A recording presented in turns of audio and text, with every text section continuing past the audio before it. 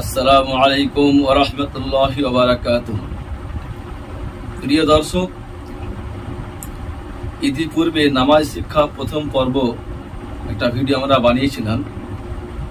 সেই ভিডিওতে আমরা দেখিয়েছি, আলোচনা করেছিলাম যে নামাজ দাঁড়ানো থেকে শুরু করে তাকবীরে তাহরিমা বলে হাত বাঁধা পর্যন্ত আমরা আলোচনা করেছিলাম। আমরা এই ভিডিওতে এর পরবর্তী বিষয়গুলো আমরা আলোচনা করব। সেটা হলো যে তাকবীরে তাহরিমা হাত তুলে আমরা যখন পুরুষ নাভির নিচে হাত বেঁধে নেবেন, বেঁধে নেওয়ার পরে আমাদের এবারে নামাজের কাজ শুরু হবে।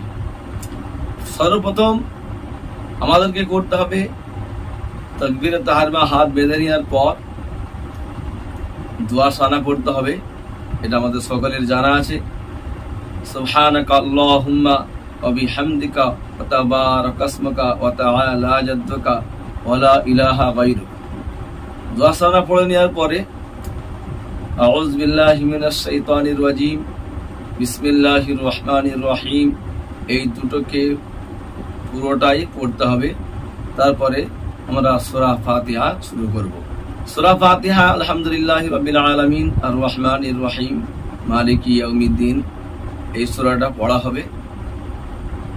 সূরা শেষে নিম্ন স্বরে আমিন বলা হবে। মুক্তাদি ইমাম উভয় নিম্ন স্বরে আমিন বলবে। সূরা ফাতিহা শেষ করে তারপর দ্বিতীয় সূরা শুরু হবে। ফরজ নামাজের প্রথম 2 রাকাতে সূরা এবং নফল নামাজের সুন্নত নামাজের প্রতি রাকাতে সূরা ফাতিহার পরে দ্বিতীয় সূরা মিলানো হচ্ছে ওয়াজিব। সেই জন্যই সূরা ফাতিহার পরে যখন আমরা অন্য সূরা পড়ব, অন্য সূরা মিলাবো, তখন আবারও বিসমিল্লাহির রহমানির রহিম বলে সূরা ফাতিহার পরে দ্বিতীয় সূরা মিলানো হবে। তারপর আমরা আল্লাহু আকবার বলে রুকুতে চলে যাব। রুকুতে আমাদের কেমন যেতে হবে? আমরা অনেকে দেখেছি, অনেকে রুকুতে যান যে মাথাটা অনেক উঁচু থেকে যায়। কেউ এমন আছে যে মাথাটা নিচু করে দেন, পিঠটা উঁচু করে দেন, বা কোমরটা উঁচু করে দেন, ইত্যাদি বিভিন্ন রকম করে থাকেন। এই জন্য পুরুষদের জন্য মাথা, কোমর এবং পিঠ এটা সমতল হবে, সমানভাবে রুকু করতে হবে। রুকুতে আমাদের দৃষ্টি থাকবে পায়ের দিকে। 3 তাসবিহ সুবহান রাব্বিয়াল আযীম, সুবহান রাব্বিয়াল আযীম, সুবহান রাব্বিয়াল আযীম কমসে কম পড়ে আবার রুকু থেকে উঠে সামি আল্লাহু লিমান হামিদা বলে রুকু থেকে ওঠা হবে। রুকুতে উঠে যদি ইমাম সাহেব নামাজ পড়ান, উনি শুধু কেবলমাত্র সামি আল্লাহু লিমান হামিদা বলবেন, আর মুক্তাদি যারা পিছনে থাকবেন তারা রব্বানা লাকাল হামদ বলবেন। আর যদি একা একা নামাজ আদায় করেন, তাহলে সামি আল্লাহু লিমান হামিদা, রব্বানা লাকাল হামদ উভয়টাই বলতে হবে। তারপরে আমরা সাজদাতে চলে যাব। সাজদাতে যাওয়ার সময় আমাদের অনেক কিছু ভুল হয়ে থাকে। আমরা দেখি সিজদায় যাওয়ার সময় মাথাটাকে আগে ঝুঁকিয়ে দেন, মাথা বা বডি সিনাটাকে ঝুঁকিয়ে দিয়ে সিজদায় যান। অথচ সিজদায় যাওয়ার নিয়ম হলো হাঁটুটা সর্বপ্রথম মাটিতে ঠেকবে, কিন্তু মাথা এবং সিনা অর্থাৎ বুকটা কিন্তু কেবলার দিকে থাকবে, সোজা হয়ে থাকবে, নিচের দিকে ঝুঁকবে না। এইভাবে স্ট্রেট হাঁটুটা সর্বপ্রথম মাটিতে রাখা হবে।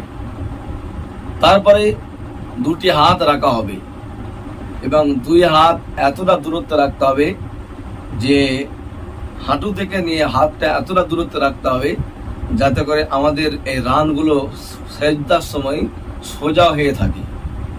যদি আমরা হাতটা কাছে ফেলি, হাঁটু থেকে কাছে ফেলি, তখন আমরা যখন সেজদায় যাব তখন কিন্তু আমাদের হাঁটুটা বা আমাদের রানটা সোজা হবে না। এই জন্য হাতটাকে অত দূরে ফেলতে হবে, কমসে কম হাঁটু থেকে 1 হাত দূরে যদি আমরা আমাদের হাতটাকে রাখি তাহলে কিন্তু আমাদের রানটা সোজা হয়ে থাকবে সাজদা অবস্থায়। দুটি হাত কেমন করে রাখা হবে, যে দুটি হাতের মাঝখানে কপাল রেখে সাজদা করা হবে, এবং দুই হাতের যে বৃদ্ধাঙ্গুলি সেদিকে আমরা রাখছি, এই বৃদ্ধাঙ্গুলি সমভাবে আমাদের নাকটা এখানে থাকবে, আর মাথা কপালটা থাকবে দুই হাতের মাঝামাঝি অবস্থায়। তাহলে আমাদেরকে সেজদা যাওয়ার সময় কিভাবে যেতে হবে, মাথা এবং সিনাটা সোজা থাকবে, সর্বপ্রথম দুটো হাঁটু রাখা হবে, তারপরে দুটি হাত রাখা হবে, তারপরে নাক রাখা হবে, শেষে কপাল রাখা হবে। আমরা অনেকেই দেখি যে বিনা কোনো কারণ ব্যতীতই যারা সেজদা যাওয়ার সময় দুটো হাতকে আগে রেখে দেন, পরে হাঁটুটাকে রাখেন, কিংবা মাথা আগে রেখে দেন, কপাল আগে রেখে দেন, নাকটাকে পরে রাখেন বা নাকটাকে তুলে রেখে দেন, এগুলো ঠিক নয়। হাঁটু আগে রাখতে হবে, তারপরে দুটি হাত রাখা হবে, তারপরে নাক রাখা হবে, তারপরে কপাল রাখা হবে। সেখানেও কমসে কম 3 তাসবিহ পরিমাণ সুবহান রাব্বিয়াল আলা, সুবহান রাব্বিয়াল আলা, সুবহান রাব্বিয়াল আলা বলে আমাদেরকে সাজদা তাসবিহ আদায় করতে হবে। কমপক্ষে 1 তাসবিহ পরিমাণ সাজদা করা জরুরি। যদি 1 তাসবিহ পরিমাণও যদি সাজদা কেউ যদি না করে থাকেন তাহলে কিন্তু তার সাজদা হবে না। এইভাবে আমাদের একটি রাকাত পরিপূর্ণ আদায় হয়ে যাবে। দ্বিতীয় রাকাতের জন্য আমরা যখন সোজা হয়ে উঠবো তখন আমাদের ওঠার সময়ও ঠিক বিপরীত হয়ে উঠবে। সর্বপ্রথম আমাদের কপাল উঠবে, তারপরে নাক উঠবে, তারপরে দুটি হাত উঠবে, তারপরে হাঁটু উঠবে, এবং সোজা হয়ে মাথা এবং সিনা না ঝুঁকিয়ে সোজা হয়ে আমাদেরকে উঠতে হবে। সাজদা থেকে দ্বিতীয় রাকাত ওঠার সময় আল্লাহু আকবার বলে আমরা যখন দ্বিতীয় রাকাতে আমরা উঠে আমাদেরকে দাঁড়াতে হবে। দ্বিতীয় রাকাতে উঠেই আমাদেরকে বিসমিল্লাহির রহমানির রহিম, এটা মুস্তাহাব বলা হয়েছে, পড়ে সূরা ফাতিহা শুরু করা হবে। সূরা ফাতিহার পরে আবারও ইমনা সূরা আমিন বলে শুরু মিলানোর আগে বিসমিল্লাহির রহমানির রহিম এটা বলতে হবে। বিসমিল্লাহির রহমানির রহিম বলে আমাদেরকে আবার দ্বিতীয় রাকাতে সূরা মিলাতে হবে। সূরা মিলানোর পরে আবারও আল্লাহু আকবার বলে রুকুতে যেতে হবে। রুকুতে যাওয়ার সময় বললাম যে মাথা, কোমর, পিঠ যেন সমান থাকে। এটা আমাদের খুবই চরম ভুল হয়ে থাকে। 40 বছর ধরে নামাজ পড়ি অথচ আমাদের সাজদা রুকু ঠিক হয় না। রুকুতে যাওয়ার অবস্থায় মাথা, কোমর, পিঠ সমান থাকবে, দৃষ্টি থাকবে পায়ের দিকে। এইভাবে আমাদেরকে রুকু করতে হবে। আবার আমাদেরকে সামি আল্লাহু লিমান হামিদা বলে রুকু থেকে উঠতে হবে।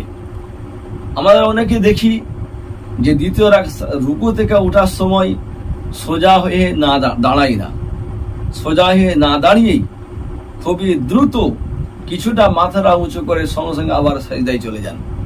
এমনই ভাবে প্রথম সাজদা করে দ্বিতীয় সাজদার জন্য যখন আবার উঠে বসেন, বসার পরে সামান্য পরিমাণ বসে আবার না বসি বা মাথাটা উঁচু করে আবার দ্বিতীয় সাজদায় চলে যান। এইভাবে কিন্তু নামাজের ওয়াজিব ছেড়ে যায়। প্রত্যেকটা একটা রুকুন থেকে আরেকটা রুকুন আদায় করার মাঝখানে 1 তাসবিহ পরিমাণ অপেক্ষা করে স্থির হবে, তারপরে দ্বিতীয় রুকুন আদায় করা, এটা হচ্ছে ওয়াজিব। এইভাবে তো আমরা দ্বিতীয় রাকাতে আবার আমরা সেজদায় চলে যাব।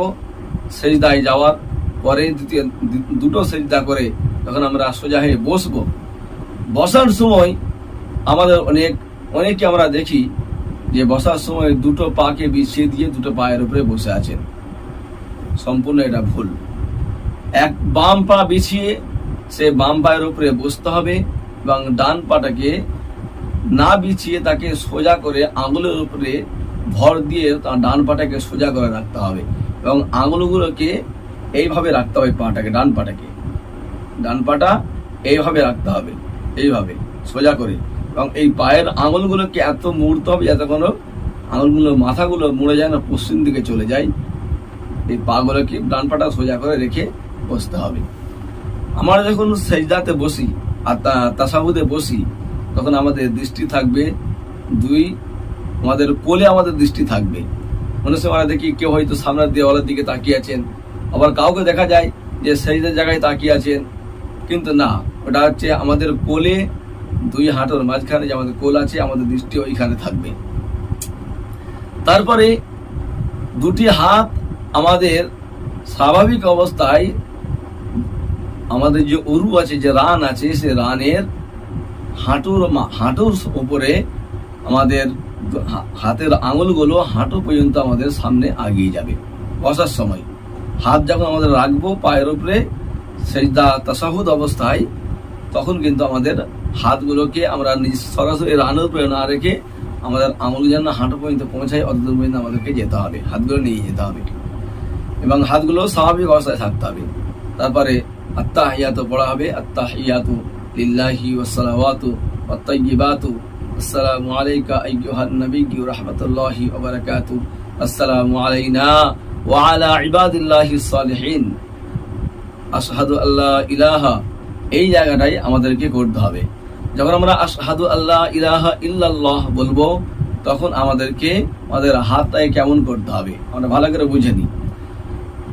হাতটাকে যখন আশহাদু আল্লা ইলাহা ইল্লাল্লাহ এখানে আমরা যখন আসবো, তখন আশহাদু বলার সময় তখন আমাদের এই যে মধ্যমা আঙুল এবং বৃদ্ধা আঙুল, এই দুটোকে আঙ্গুল একসঙ্গে ধরা হবে, আর ছোট কনিষ্ঠ আঙুল এবং তার পাশে যে অনামিকা, এই দুটো আঙুল এভাবে হালকা করতে হবে, আর শাহাদাত আঙুলের দ্বারাই আমাদেরকে সাক্ষ্য দিতে হবে। কিভাবে?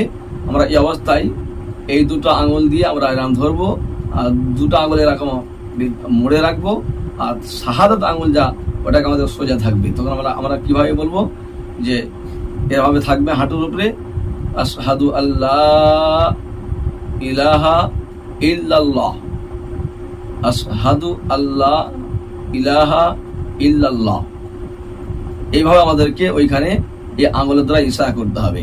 তখন আমরা আশহাদু আল্লাহ লা ইলাহা বলে আমরা হাতটাকে ইশারা করব, আর ইল্লাল্লাহ বলার সময় আমরা আঙুলটাকে নামিয়ে নেব। এই অবস্থায় কিন্তু আমাদের হাতটা এইভাবেই থাকবে সালাম ফিরানো পর্যন্ত। এইভাবে আমরা তাশাহুদ পড়ে, আত্তাহিয়াত পড়ে, তারপরে দরুদ শরীফ পড়ে, দরুদ ইব্রাহিম যেটা আমরা পড়ি, আল্লাহুম্মা সাল্লি আলা মুহাম্মাদিন ওয়া আলা আলি মুহাম্মাদিন কামা সাল্লাইতা আলা ইব্রাহিম ওয়া আলা আলি ইব্রাহিম ইন্নাকা হামিদুম মাজিদ, আল্লাহুম্মা বারিক আলা মুহাম্মাদিন ওয়া আলা আলি মুহাম্মাদ কামা বারাকতা আলা ইব্রাহিম ওয়া আলা আলি ইব্রাহিম ইন্নাকা হামিদুম মাজিদ। এটাকে দরুদ ইব্রাহিম বলা হয়। দরুদ ইব্রাহিমটা পড়া হবে। তারপরে এই দুআ মাসুরা, আল্লাহুম্মা ইন্নী যালামতু নাফসি যুলমান কাসীরান ওয়া লা ইয়াগফিরুদ যুনুবা ইল্লা আনতা ফাগফিরলি মাগফিরাতাম মিন ইনদিকা ওয়ারহামনি ইন্নাকা আনতাল গফুরুর রহিম। এই দোয়াটা পড়ার পরে তবে আমাদেরকে সালাম ফেরাতে হবে। সালাম যখন আমরা ফেরাবো, সর্বপ্রথম ডান থেকে আমাদের সালাম ফেরানো হবে।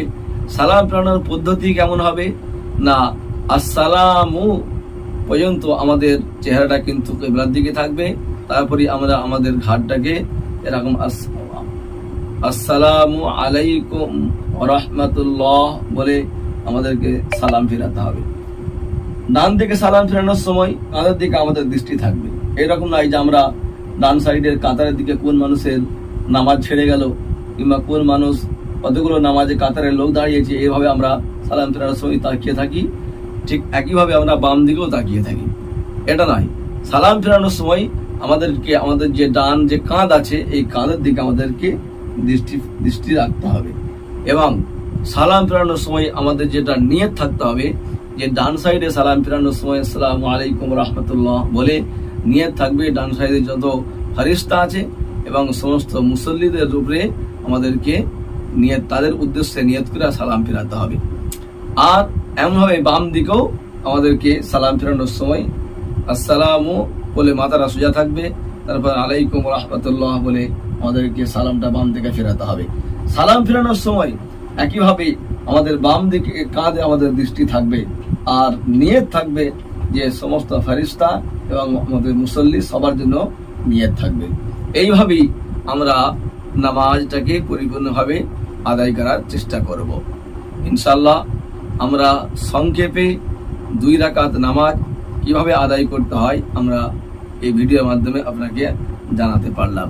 বিশেষ করে যারা নতুন করে নামাজ শিখছেন বা যারা নতুন করে শুরু করছেন, আমার যা ভাইয়েরা যা বহুদিন হয়তো নামাজ পড়তেন না, নতুন করে নামাজ পড়ার একটা মনোভাব তৈরি করেছেন, তাদের জন্য আশা করি এই ভিডিওটা খুবই উপকারী হবে। ইনশাল্লাহ আপনারা সকলেই আমার এই ভিডিওকে ফলো করে, ভিডিওকে দেখে নামাজটা যদি আমরা প্র্যাকটিস করি, আমরা শেখার চেষ্টা করি, ইনশাল্লাহ আমরা নামাজকে ভালোভাবেই আমরা শিখতে পারবো। আশা করি যে আল্লাহ পাক আমাদের সকলকে এই ভিডিওর মাধ্যমে সঠিক এবং শুদ্ধভাবে নামাজকে আদায় করার তৌফিক দান করুন। বেশি বেশি করে আপনারা ভিডিওটাকে শেয়ার করুন, সকলকে শোনার এবং এর প্রতি আমল করার সুবর্ণ সুযোগ করে দিন। আসসালামু আলাইকুম ওয়া রাহমাতুল্লাহি ওয়া বারাকাতুহু।